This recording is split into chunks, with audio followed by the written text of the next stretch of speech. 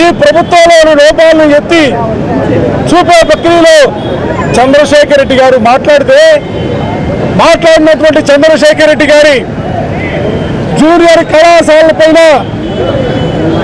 మొన్న సాయంత్రం 5:30కి దాడులను ప్రారంభించి అర్ధరాత్రి వరకు కూడా దాడులు నిర్వహించినటువంటి పరిస్థితులు నెల్లూరు నగరంలో చూసాం.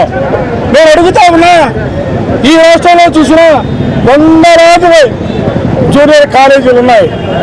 నెల్లూరు జిల్లాలో కూడా 70 జూనియర్ కాలేజీలు ఉన్నాయి. ఏ కాలేజీ మీద కూడా దాడి జరగల, ఏ కాలేజీ వాళ్ళు కూడా పిలిచి మాట్లాడాల. కేవలం చంద్రశేఖర్ రెడ్డి గారికి సంబంధించినటువంటి కాలేజీలపైన దాడులు.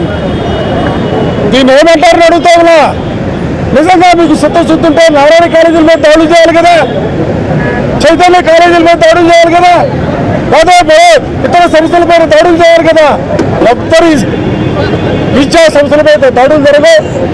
కేవలం చంద్రశేఖర్ రెడ్డి గారు ప్రభుత్వాన్ని లోపాలను ఎత్తి చూపే ప్రక్రియలో మండల్లో మాట్లాడినా, బయట మాట్లాడినా, ఆ రోజు తిరుపతి లడ్డూకు సంబంధించి హెరిటేజ్కి హిందాపూర్కు ఉన్నటువంటి సంబంధాలు వాళ్ళ బంధాలు చెప్పినటువంటి పరిస్థితుల్లో ఆ రోజున తిరిగి ఈ రోజున దాడులు చేస్తా ఉన్నారు. అందుకనే వైఎస్ఆర్ కాంగ్రెస్ పార్టీగా ప్రీతం రేకులు జగన్మోహన్ రెడ్డి గారి నేతృత్వంలో ఇవాళ శాసన మండలి బృందం 10 మంది శాసనమండలి సభ్యులు నెల్లూరు నగరానికి రావడం జరిగింది. ఇది చంద్రశేఖర్ రెడ్డి మీద జరిగినటువంటి దాడిగా వైఎస్ఆర్ కాంగ్రెస్ పార్టీ భావించగలరా? ఇది వైఎస్ఆర్ కాంగ్రెస్ పార్టీ మీద జరిగిన దాడిగా భావిస్తా ఉన్నా. నెల్లూరు ఎమ్మెల్సీ ఎవరున్నారో ఆ ఇన్స్టిట్యూషన్స్ మీద దాడులు చేశారని ఒక అపాండ వేస్తున్నారు.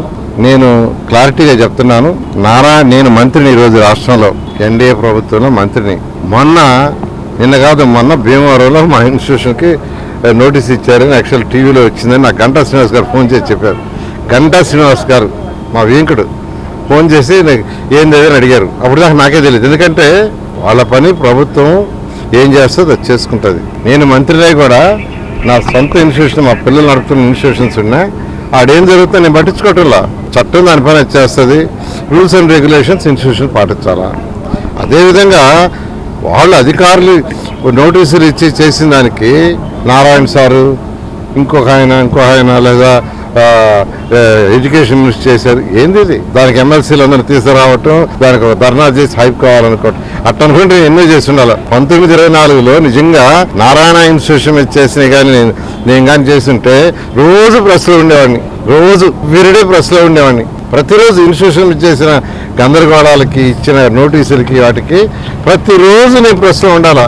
కానీ ఇన్స్టిట్యూషన్స్ దానిపైన చేసుకుంటాయి. అదేవిధంగా ప్రభుత్వం ఏదైనా చేయాల్సి ఉంటే చేస్తారు. దాన్ని హైప్ చేసుకోవటానికి, సొంతగా ఏదో పైకి పోవటానికి బ్రహ్మాండంగా చూడు నన్ను అధ్యాసన చేస్తారని చేసుకుంటే ప్రజలు నవ్వుతారు.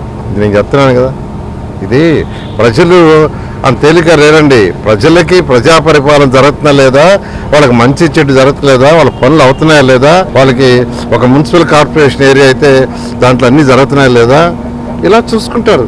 దాని మీద కాన్సన్ట్రేషన్ చేయాలి. కానీ అసలు నాకు తెలియదు. నిజం చెప్తున్నాను, నేను నెల్లూరు సిటీ ఎమ్మెల్యే అయినా ఇక్కడ జరిగింది నాకు తెలియదు. అది ఎందుకంటే వాళ్ళు చేసే పనులు చేసుకుంటారు.